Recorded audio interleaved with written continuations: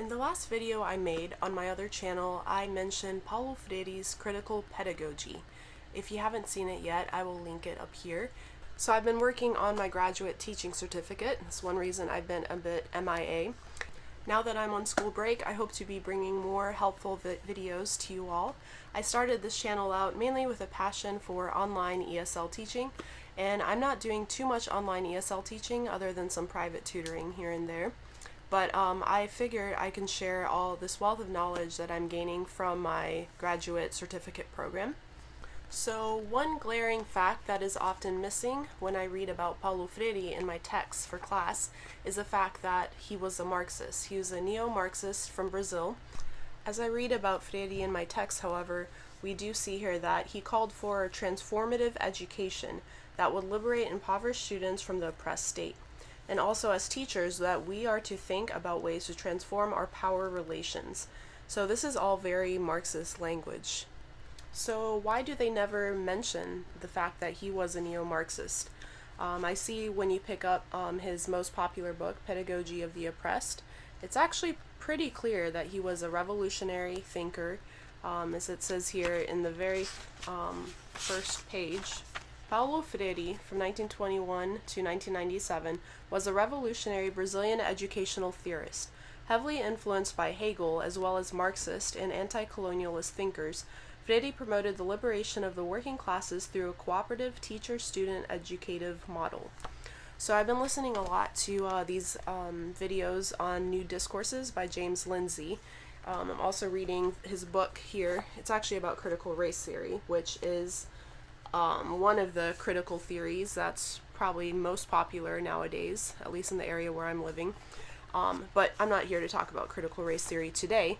But he would term critical pedagogy as thought Marxism, as critical race theory is race Marxism. Critical pedagogy is thought Marxism. So I hope to do some videos getting into this more and more. So the more I learn about critical theories in general, and critical pedagogy in specific, I am seeing how much of it has permeated all of our education classes. So I think it's essential for us to begin to understand the philosophy of critical theory, and I do plan to do a live with my friend Simon Brace. Probably will do that on my All Things Apologetics channel, as we'll connect it also to Christian apologetics. But for now, I just wanted to read a little bit about critical theory in this book. He's making a point about critical race theory, but I'll just read this section on critical theory. As a final point in defining critical race theory, the fact that it is a critical theory has to be returned to. Critical theories must, by definition, have three components.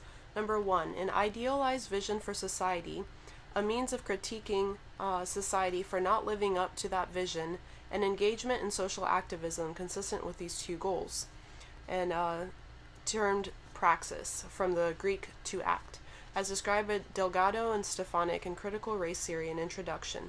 Unlike some academic disciplines, critical race theory contains an activist dimension. It not only tries to understand our social situation, but to change it. It sets out not only to ascertain how society organizes itself along racial lines and hierarchies, but to transform it for the better. So, obvious echoes of Karl Marx aside, this means that critical race theory isn't merely a set of ideas, an analytical tool, or even a movement regarding how society and its phenomena might be studied academically. It is activism. So I think this is key because as I do my studies, we're not being taught about Marx, we're not being taught about Hegel's dialectic, we're not being taught about critical theory or necessarily critical race theory either, but we see in lots of our assignments that we are doing, we're all about the dialectical method. We're all about problem posing. We're all about reflection and exposing bias. And all of our assignments have this presupposition that critical theory is just the way we need to carry out our education. So I think many of us realize that Marx was wrong. He thought that a capitalist society would just naturally default into a communist society. He was wrong. And we also see the horrors of communism throughout history. Obviously, we think of Mao, we think of Lenin, we think of Stalin. So I would love to hear y'all's thoughts. Have you been encountering a lot of critical pedagogy in your TESOL studies. I know a lot of my subscribers are ESL teachers. I would love to hear your thoughts on this. And if you have not subscribed to this channel and like to hear more, please do. I will probably make more videos about this both on this channel and on my other channel, All Things Apologetics. Alright, well, thanks so much for watching. If you've stuck around until this point, I really appreciate you all and hope you have a blessed day. Alright, peace.